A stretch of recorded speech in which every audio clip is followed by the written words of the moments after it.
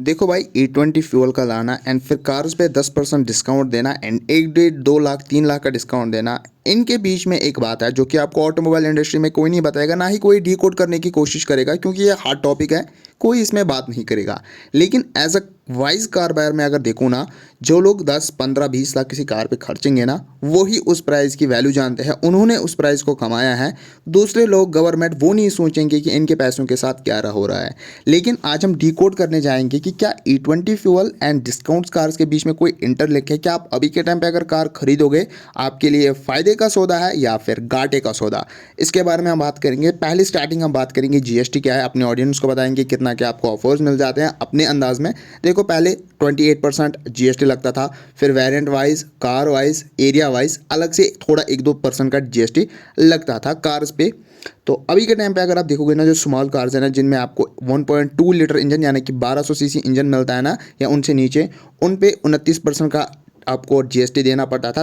लेकिन अब आपको सीधा 18% का जीएसटी देना पड़ेगा, जो कि 1200 सीसी कार्स होंगी या उनसे नीचे होंगी। एंड जो 1200 सीसी से लेके 1500 सीसी इंजन है ना, वहाँ पर अभी के टाइम पे आपको 43% का टोटल जीएसटी देना पड़ता था। इंश्योरेंस, आरटीओ, वो जो सभी आपको मिलता था ना वहाँ पर, तो वो मिला के वो हो जाता था 43%। लेकिन अब आपको सीधा 40% फ्लैट देखने को मिलेगा। यानी कि अगर 1 लाख की कार होगी, आपको वो 60,000 में मिलेगी। अगर 30 लाख की कार होगी तो उसके अकॉर्डिंग आपको वो उतने की मिलेगी। सो एक मोटा डिस्काउंट मिलेगा। एंड जो बड़ी बड़ी कार्स है ना, मतलब जो 4 मीटर से ज़्यादा बड़ी है, एंड जिनका जो इंजन है ना 1500 सीसी से ज़्यादा ऊपर है, उनमें आपको अभी के टाइम पे 58% का जीएसटी देखने को मिल जाता था, क्योंकि उन्हें इंपोर्ट भी करा जाता था। बड़ी गाड़ियाँ थी, बड़ा वैल्यू था, तो वहाँ पर भी आपको सीधा 40% का डिस्काउंट मिलेगा, जो कि काफ़ी ज़्यादा हो जाता है। 3 4 लाख का डिस्काउंट आपको मिलेगा सफारी के टॉप मॉडल, XUV700 के टॉप मॉडल, रॉक्स के top model, Fortuner, jeep meridian, jeep compass, उन जैसी कार्स पे आपको एक हैवी डिस्काउंट मिलेगा। एंड जो लोअर कार्स है, 1200 सीसी कार्स है, उनमें भी आपको 1 लाख का डिस्काउंट देखने को मिल जाएगा। लेकिन क्या ये डिस्काउंट अभी के लिए मतलब क्यों अचानक गवर्नमेंट ने ये क्यों कहा? E20 फ्यूल के बाद ही ये क्यों आया? इसके बीच में क्या लिंक हो सकता है? देखो, पहली बात है, E20 फ्यूल जो बनता है ना, वो सरकार खुद बना रही है, इंडिया में बना रही है। वो अपनी प्रोडक्शन बाहर से नहीं लेना चाहती है, क्योंकि मैंने रिसेंटली E20 फ्यूल के वीडियो में डिस्कस करा है। अगर आपने नहीं देखा है तो वहाँ पर मैंने डिकोड करा है E20 फ्यूल क्या है, इसके क्या नॉर्म्स है, एंड इससे क्या असर पड़ता है।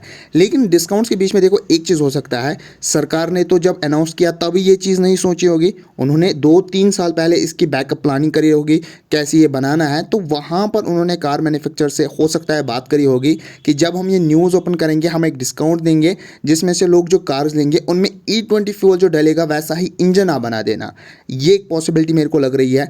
दूसरी पॉसिबिलिटी मेरे को ये लग रही है कि ये ICE कार्स को धकेलना चाहते हैं, क्योंकि अगर आप ये डिस्काउंट देखोगे ना, कि 1200 सीसी, 1500 सीसी, 1500 सीसी ऊपर की कार्स पे है, मतलब सीसी, EV कार्स का कोई जिक्र यहाँ पर नहीं है। सो वो एक सोचने वाली बात है।